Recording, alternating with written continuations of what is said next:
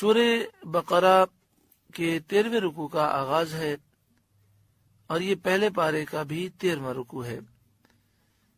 جس آیت کریمہ سے اس رکوع کی ابتدا ہے وہ سورہ بقرہ کی آیت نمبر 104 ہے۔ ارشاد فرمایا یا ایھا الذین آمنوا، اے ایمان والوں، لا تقولوا راعنا، راعنا نہ کہو، وقولوا انظرنا، اور یوں عرض کرو کہ حضور ہم پر نظر رکھیں، واسمعوا، اور پہلے ہی سے بغور سنو،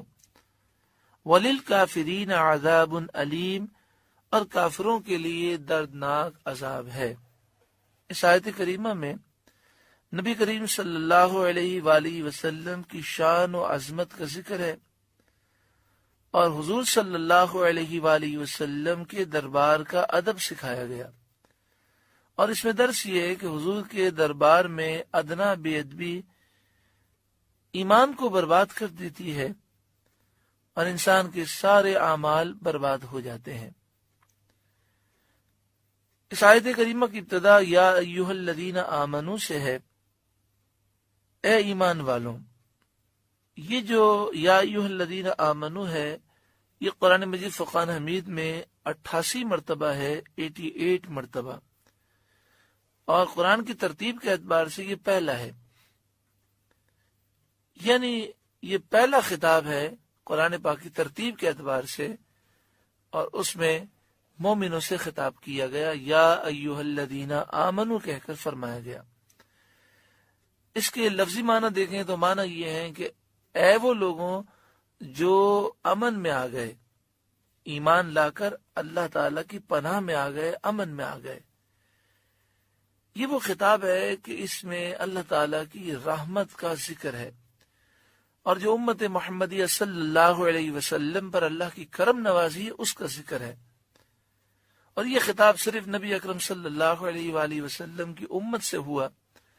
ورنہ پچھلی کتابوں میں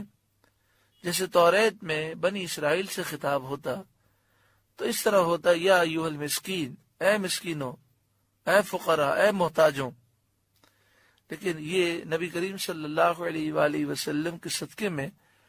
امت محمدیہ صلی اللہ علیہ وسلم کی فضیلت حاصل ہے کہ فرمایا یا ایھا الذین آمنوا، اے ایمان والوں، اے وہ لوگوں جو ایمان لا کر امن میں اور اللہ کی پناہ میں داخل ہو گئے۔ پھر ابھی آپ نے سنا یہ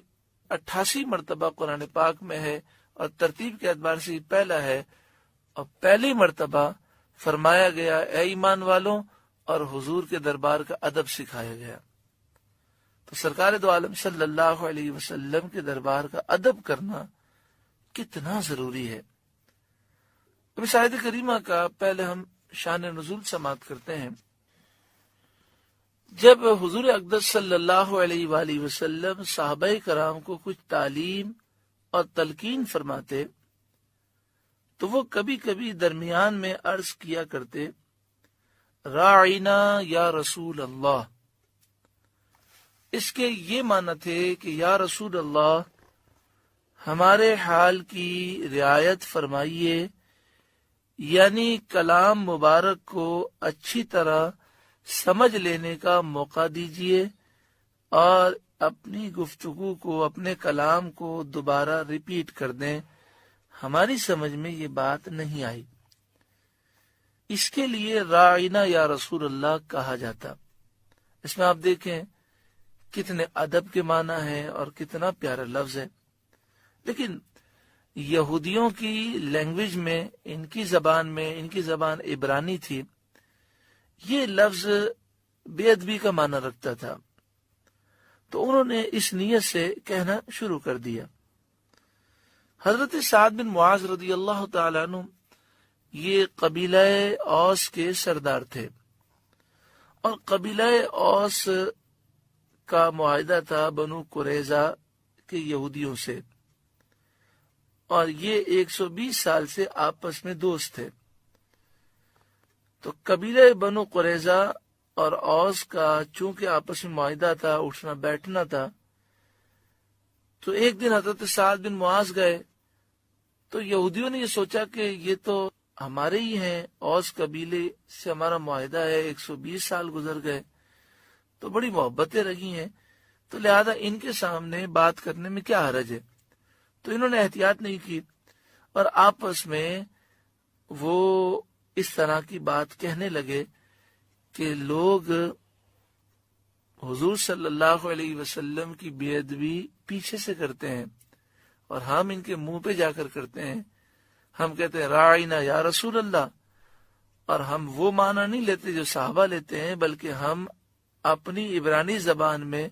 جو معنی غلط بنتے ہیں وہ معنی کی نیت کر کے ہم کہتے ہیں اور بے ادبی کرتے ہیں۔ اس طرح کی گفتگو کر رہے تھے۔ حضرت سعد بن معاذ آپ نے سن لی، آپ یہودیوں کی اصطلاح سے، ان کی عبرانی زبان سے، لینگویج سے واقف تھے، تو آپ نے فرمایا اے دشمنان خدا، تم پر اللہ کی لعنت ہو، اگر میں نے اب کسی کی زبان سے کلمہ سنا اس کی گردن مار دوں گا۔ یہودی یہ سمجھے تھے کہ سعد بن معاذ قبیلہ اوس کے سردار ہیں اور 120 سال اس قبیلے سے ہماری دوستیاں ہیں، تو یہ ہماری دوستی کا لحاظ رکھیں گے۔ لیکن حضرت سعد بن معاذ اب مسلمان ہو گئے تھے، اور جو مسلمان ہو جائے وہ ناموس رسالت کے مسئلے میں پھر کسی کا خیال نہیں کرتا، وہ تو ناموس رسالت کا محافظ ہوتا ہے۔ تو حضرت سعد بن معاذ نے یہ جو کلمات کہے کہ اے دشمنان خدا، تم پر اللہ کی لعنت ہو، تو آپ نے یہ جلال میں فرمایا کہ اب اگر تم نے اپنی زبان سے لفظ کہا حضور کے دربار میں تو میں تمہاری گردن اڑا دوں گا۔ تو اس سے پتہ چلا کہ جو گستاخی کرے چاہے وہ ذمی ہو اس کی سزا موت ہی ہے، کیونکہ یہ بنو قریظہ کے یہودی اس وقت مدینے میں رہتے تھے اور وہ ذمی تھے۔ ان واقعات سے اور کئی دلائل سے بات ثابت ہوتی ہے حضور کا گستاخ مسلمان کہلانے والا ہو، کافر ہو، مرد ہو، عورت ہو، اس کی سزا صرف اور صرف موت ہے۔